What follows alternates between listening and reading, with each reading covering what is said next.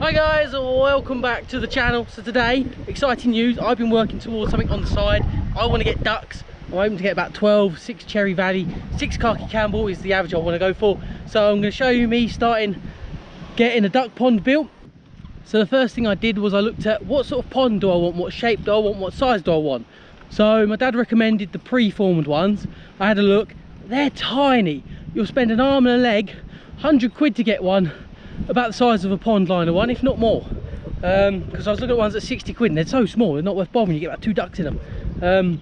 So what I've gone for, I've ordered a pond liner that is 4 meters by 4 meters, and the best way of mapping out how you're going to size your duck pond is to get some like hose pipe or some rope and work it round in the footage. So 4 meters by 4 meters, I went round quickly and this is very rough, this is around 52 feet. So I worked out 13 foot by 4 all the way around. So about 52 foot. This is only an average. And then what you do, because the liner I have bought is the size of this roughly, when you dig in, you've got to remember, if I'm digging in, say, I'm going to move into inches now, say I dig in 20 inches, I lose that around the edges, plus you then want edging around the side of the pond. So what I've done is I've gone, right, we're going to dig in around 1 meter or so inside the circle I've dug out. So you'll see here we have done a rough circle inside there, and what I'm going to do is dig all of that out, get nice and level. Right, so what I did, guys, I dug out a hole, and by the time I'd worked all the stones out, you know, bringing up the sides here, what happened is this hole suddenly became 13 foot in the whole diameter, which was too big for my sheet. So then what I had to do was get some lovely more topsoil and add it in, fill it back in, push the sides in. And what I've been trying to do is bank this up here slightly at a gradient, just to give the ducks a sort of a step way in. Now if my calculations are correct, what's going to happen is when I get the sheet on, around this edge here where it banks in, I think the sheet's going to end somewhere around here, and then there'll be like slate here, so they'll have like a little stepping in anyway. I do need to do a bit more measuring first, and what we need to do is remove some stones. Let's remove some more of these sharp stones, like so. Then what we do is next is a layer of sand will go in next.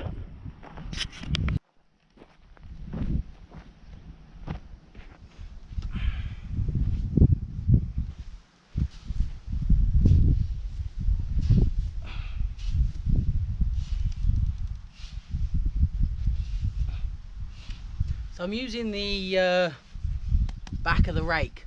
Now what I'm doing here, I don't want to be scraping up all the stones and stuff underneath the sand.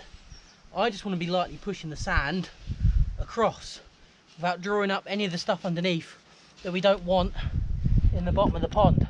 And what I'm also trying to do is work the sand around the edges as well, because these edges were very stony as well. It should just help protect the liner from any stones that are loose in there that we didn't manage to get up.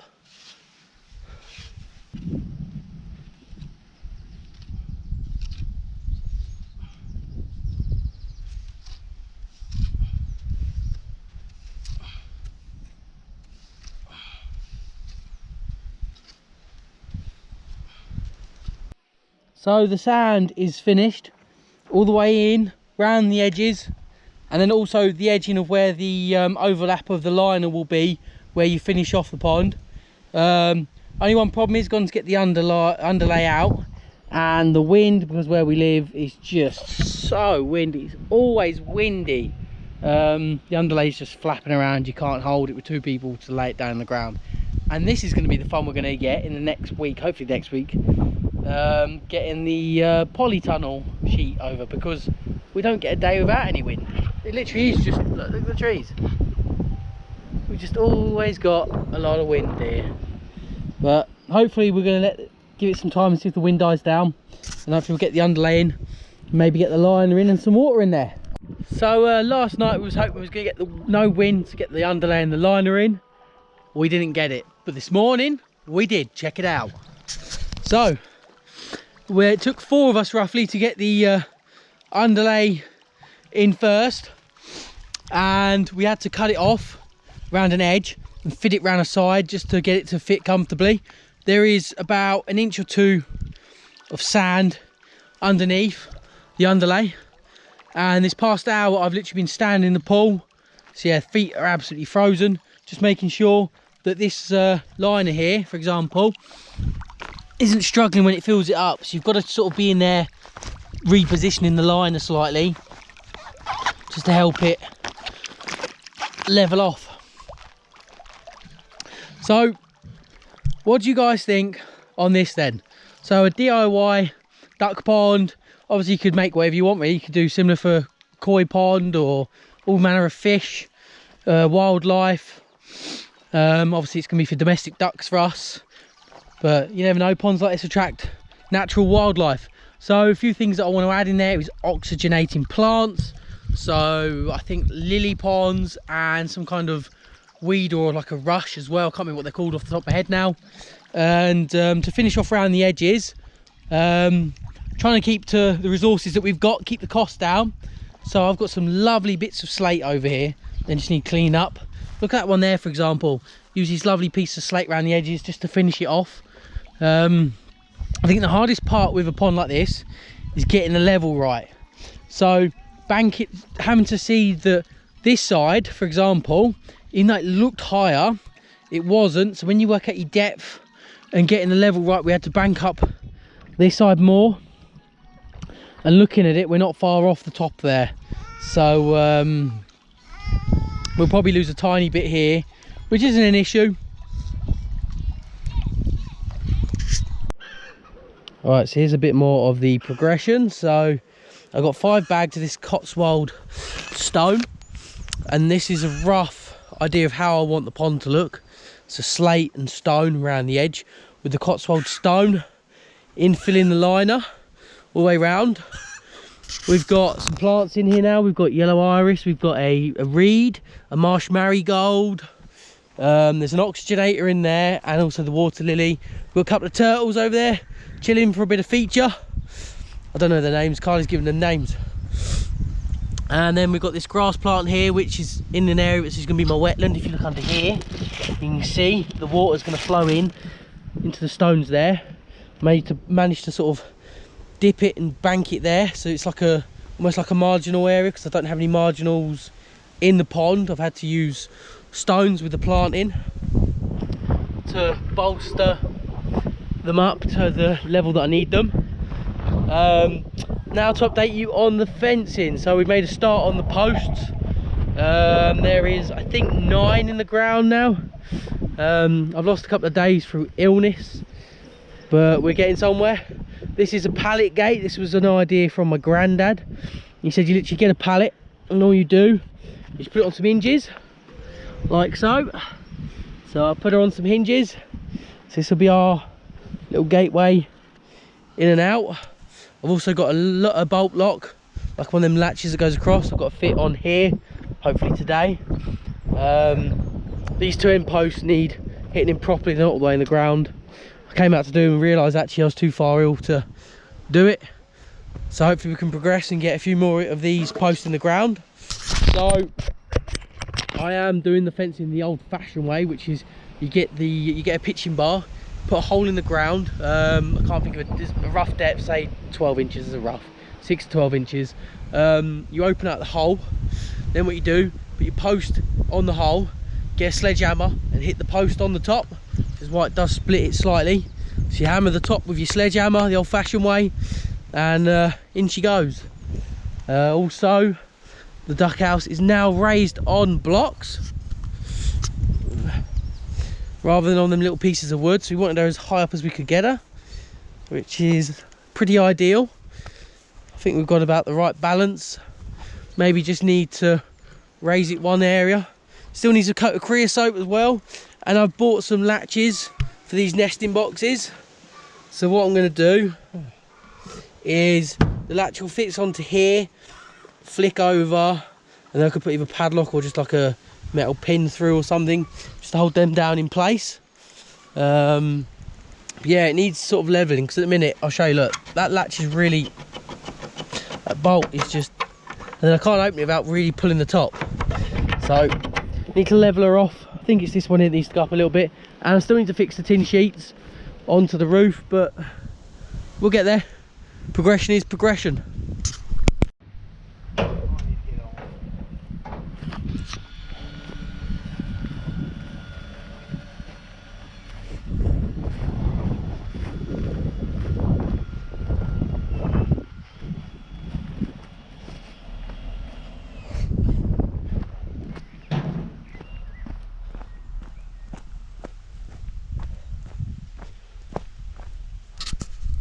Right, so we are finally there with the fencing. The fencing is done. So we did the sledgehammer method all the way around, pitched the hole, and then sledgehammer the posts in. So they're a little bit split on the top, that doesn't matter. Then we got the chicken wire and strained it all the way around. Gate works a treat. It's got a bolt latch on here, so you can just shut it. That's out on the way. Just shut it and latch her in. So with the actual duck house itself, Dad is currently just fitting the tin sheets on the roof, finishing that off. I fixed these latches for the nest boxes, so you just lift up and close like that. Might put padlocks on there yet. These are just very temporary, just as a precautionary measure. I need to very quickly as well fix this door in. I might have to fix it with a screw because I bought a hinge and it's not the right size. So hopefully very soon, as in tonight, we should be getting our first ducks, which will be nice. And they can come and absolutely destroy my pond, which the lily plant I put in a week ago had 1 lily pad on it, now has 5 grown through. So I'm sure they're going to come and munch on them. Someone's moving turtles again. I've started putting my stones, slate around the edges, and I've got these white, like, oh, what are they called? Hang on, guys. I've got these white stones, Cotswold stones, to go around the edges of the liner. Got 5 bags there to finish it off when I get round to it. So they've got some lovely little perches here they can stand on when they're bored in the sun. It's looking good. Pretty excited. So this has been a long time coming. Started this off about a month ago, I think we started off, and progressing quite well, so I'm pretty happy. There's one more thing before we move on. So I bought some pegs, metal pegs, to peg down the fencing so it was strained tight, because you look gaps, but the cost so much. I thought to myself, we've pulled all of these metal wires out from over the old chicken sheds, so we're going to discut them, bend them round like that, and discut them and make our own pegs. Save an absolute fortune and can peg that right down as hard as I can then. Should be ideal, so I've got to go all the way around. I've only done maybe that one and that one with the pegs I bought from the shop. So late last night we took a little journey. We now have 12 ducks. We've got 6 khaki Campbell, 6 Cherry Valley, and we're letting them out for the first time this morning. Currently they're not coming out, they make a lot of noise. I will show you them in their house and we'll hopefully try and get them to come outside when they're ready.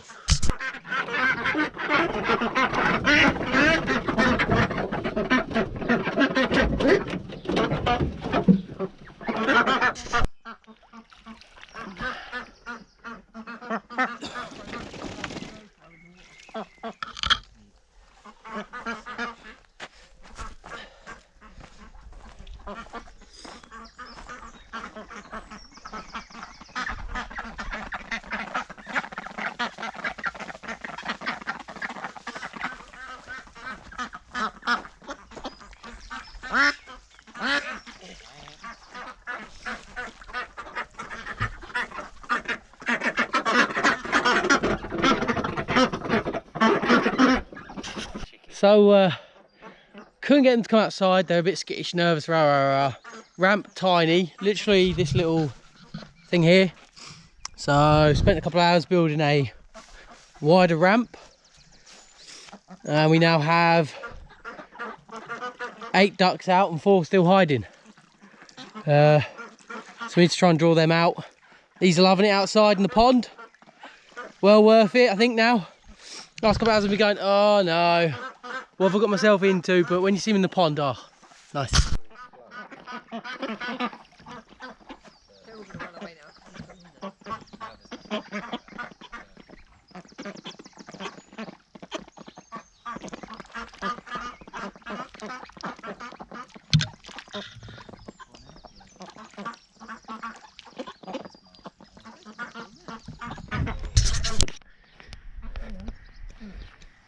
Dragonfly. You stand still, we'll come back. I don't know how it's coming out on the camera.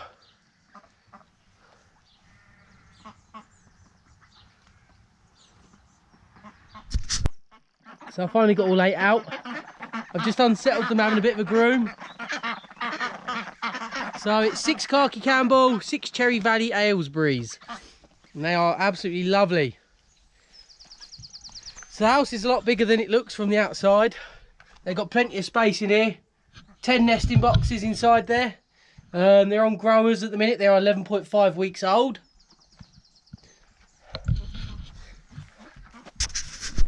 So I've run out of stones for the edges of the pond. So they are slipping slightly getting out. So we've just added 2 rocks here so they can swim round and out. It helps them get grip coming out of the pond. We'll see how we get on. We might have to move them around a little bit. So they're all chilling over there. They've got a bit of shade from them conifer trees, which is helpful.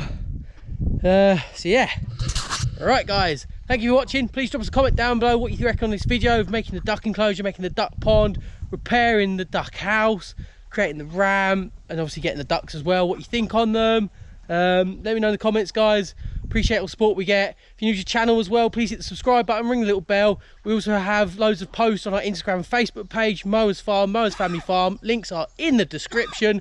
Please go and check them out. You'd have seen all this going on for the past month or so before everyone else seeing the video. Thanks for watching. I'll hopefully see you in a few weeks time with some haymaking videos. Take care.